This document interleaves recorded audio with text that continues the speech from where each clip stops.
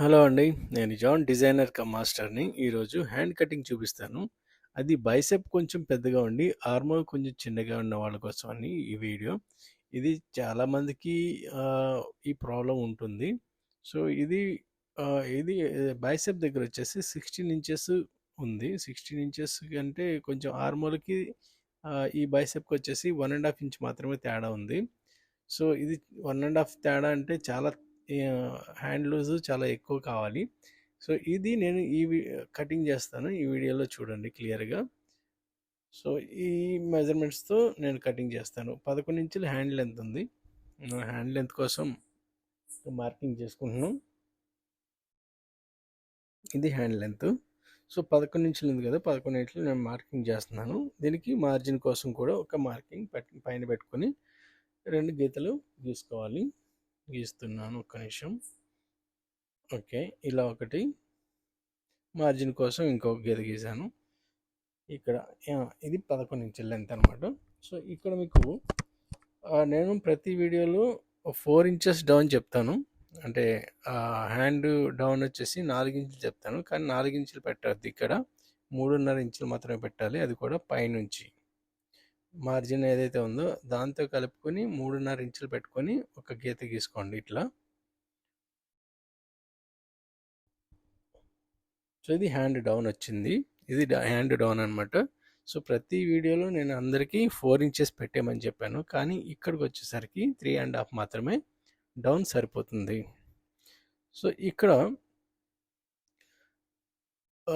మనం ప్రతిసారి నీకు ఇక్కడ కొంచెం క్రాస్ గీసుకోమని చెప్తాను, ఇక్కడ రౌండ్ కోసమని. మామూలుగా రౌండ్ మీరు పెట్టేసుకోవచ్చు. సేమ్ అదే రౌండ్ పెట్టేసుకొని ఒక మార్కింగ్ చేసుకుందాం. ఈ రౌండ్ ఎలా గీయాలి అనేది నేను ప్రీవియస్ వీడియోస్లో చెప్పాను. మధ్యలో ఇంకో గీత గీసుకొని 4 ఇంచుల దగ్గర నుంచి 5 ఇంచుల వరకు మధ్యలో మీరు ఎంతైనా పెట్టుకొని మీరు రౌండ్ అది గీసుకోవచ్చు అని చెప్పాను. ఇక్కడ ఆర్మోల్ వచ్చేసి 17.5 ఉంది. డీప్ నెక్కి వచ్చేసి మనం 1/2 ఇంచ్ మాత్రమే లూజ్ యాడ్ చేస్తాం. హై నెక్ వచ్చేసరికి 1 ఇంచు లూజ్ యాడ్ చేస్తాం. సో నేను ఇక్కడ డీప్ నెక్కి కావాల్సింది కట్ చేస్తున్నాను. సో ఇక్కడ 18 అంటే ఇది బాడీ మెజర్మెంట్, 17.5 బాడీ మెజర్మెంట్ ఉంటుంది. అది బ్లౌజ్ బాడీ కట్ చేయడానికి 1/2 ఇంచ్ యాడ్ చేస్తాం. ఇక్కడ హ్యాండ్కి వచ్చేసరికి 1 ఇంచు ఇంకా ప్లస్ చేస్తాం. సో ఇక్కడ 17.5 ప్లస్ 1/2 ఇంచ్ అంటే 18 ప్లస్ 1 ఇంచు, ఇక్కడ 19 ఇంచులు. అంటే మనకు కావాల్సింది ఎంత? 9.5 ఇంచులు. ఇది రౌండ్ కావాలన్నమాట. ఇలా రౌండ్గా ఒకసారి మార్కింగ్ చేసుకుందాం ఇక్కడ. ఓకే, ఇది మార్కింగ్ చేస్తాను. ఇది 9.5 ఇంచులు ఉంది. ఇక్కడ 1 ఇంచు ఇట్లా గ్యాదరింగ్ ఇచ్చుకొని ఇది ఎక్కిస్తాం కాబట్టి అక్కడ 1 ఇంచ్ ఎక్స్ట్రా కావాల్సిందే. ఓకేనా? ఇది అయిన తర్వాత ఇక్కడ మీరు బైసెప్ దగ్గర నేను ప్రతిసారి 6 ఇంచుల దగ్గర మార్కింగ్ చేసుకోమన్నాను. ఇక్కడ వచ్చేసి ఇంకో 1/2 ఇంచ్ తగ్గించుకోవాలి. ఇప్పుడు 5.5 పెట్టుకోవాలి. 5.5 దగ్గరే మార్కింగ్ చేశాను. సో ఇక్కడ ఒక లైన్ మార్కింగ్ తీసుకుందాం. ఇది బైసెప్ దగ్గర ఉన్నాయి లూజ్ కోసం ఒక మార్కింగ్ చేస్తున్నాను.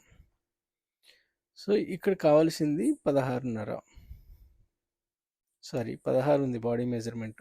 ఒక 1/2 ఇంచ్ ఎక్స్ట్రా కావాలి. బాడీ మెజర్మెంట్ వచ్చేసి 16 ప్లస్ 1/2 ఇంచ్ ఎక్స్ట్రా అంటే 16.5 డివైడెడ్ బై 2 అంటే మనకు వచ్చేసి 8.25 కావాలి. ఇక్కడ 8.25 దగ్గర మార్కింగ్ చేస్తున్నాను. ఓకేనా? ఇది 8.25 మార్కింగ్ చేశాను. సో చూసారు కదా ఎంత బయటకు వెళ్ళిపోయిందో. ఇది ఇట్లా బయటకు వెళ్ళిపోతుంది. ఇంకోటి వచ్చేసి మామూలుగా హ్యాండ్ లూజ్ వచ్చేసి 13.5 ఉంది. 13.5 దగ్గర నేను మార్కింగ్ చేసేసాను.